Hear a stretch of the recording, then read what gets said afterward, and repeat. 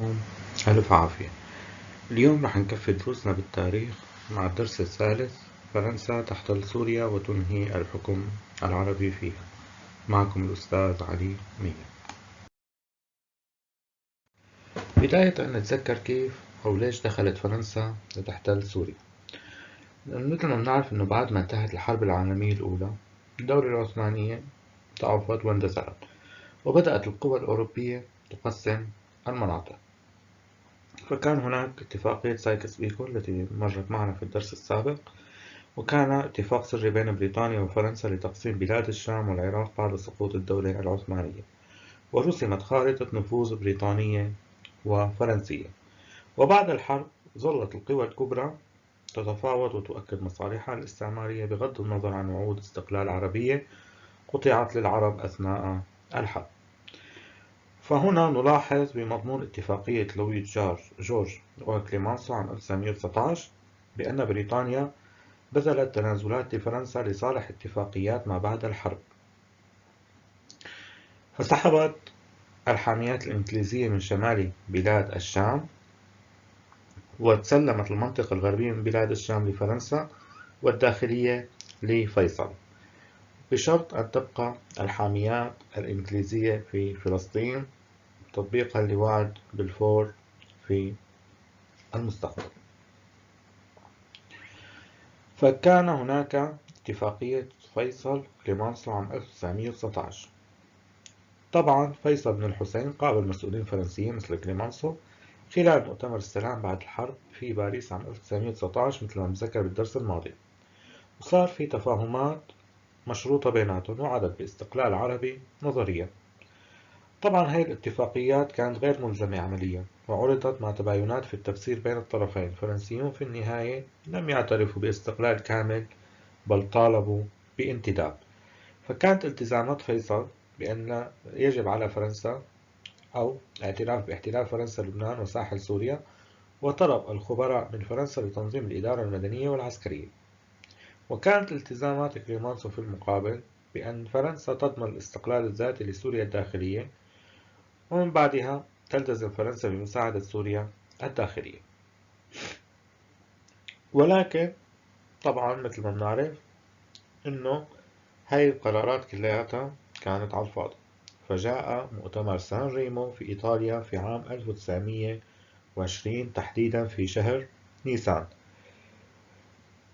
وكانت من أهم مقرراته أن تقسم سوريا إلى سوريا ولبنان وفلسطين، ووضع العراق وفلسطين وشرقي الأردن تحت الانتداب البريطاني، وسوريا ولبنان تحت الانتداب الفرنسي، مع ضمان تنفيذ وعد بلفور.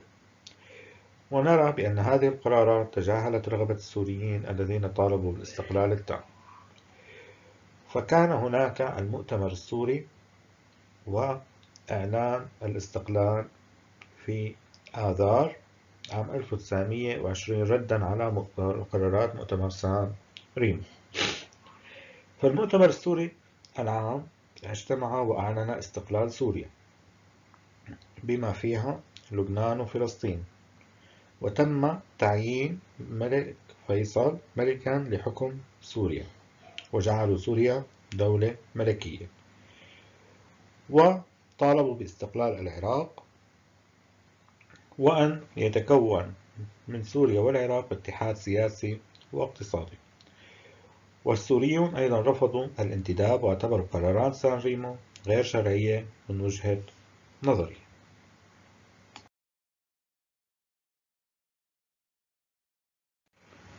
إذا كان رد فرنسا بأن وجهت غورو الجنرال هنري غورو إلى دمشق، وبعثت معه إنذارا إلى فيصل.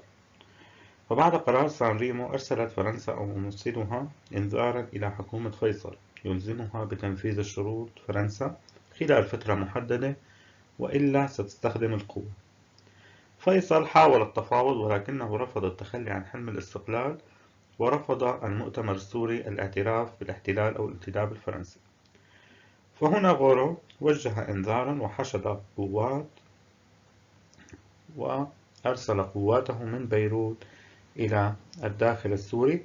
وكانت من أهم بنود إنذار غورو في 14 تموز عام 1920 بأن لفرنسا حرية التصرف بسكة رياق حلب الحديدية وإلغاء التجنيد الإجباري في سوريا وقبول الانتداب الفرنسي مع قبول العملة الورقية التي أصدرتها فرنسا.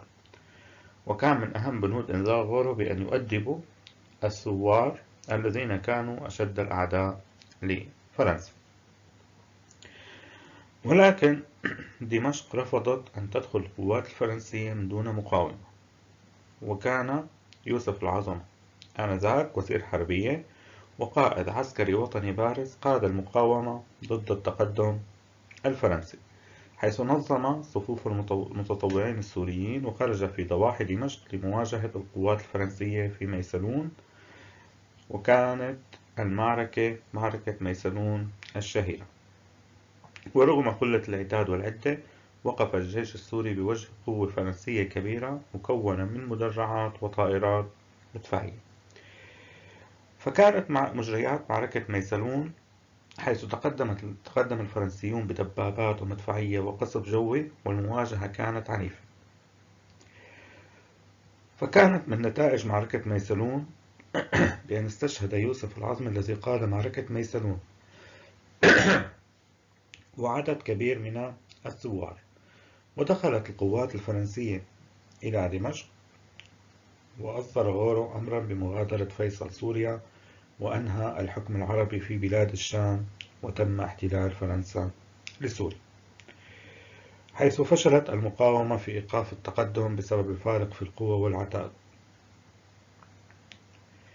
وكانت نهاية حلم الاستقلال المؤقت الذي أعلنته دمشق تحت حكم فيصل، وصار تنصيب الانتداب الفرنسي، حيث سيطر إداريا وسياسيا وفرنسيا على شؤون سوريا ولبنان. ولكن دعونا لا ننسى دور المرأة والمجتمع المدني الذي كان خلال معركة ميسلون.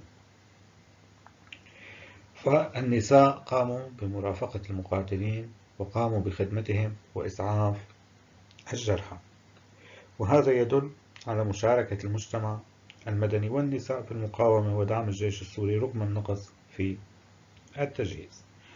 إذا نستنتج من هذا الدرس بأنه كيف انتهى الحكم العربي المؤقت في سوريا حكم فيصل، ودخلت فرنسا إلى سوريا وأقامت نظام الانتداب.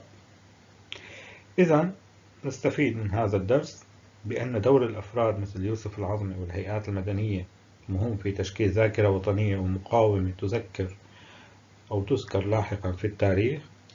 والدعم الشعبي والوطني لا يكفي وحده أمام قوة عسكرية متفوقة، ويجب ألا نعطي اتفاقيات دولية مفعولا عمليا إذا لم تسند بقوة حقيقية أو اعتراف دولي واسع.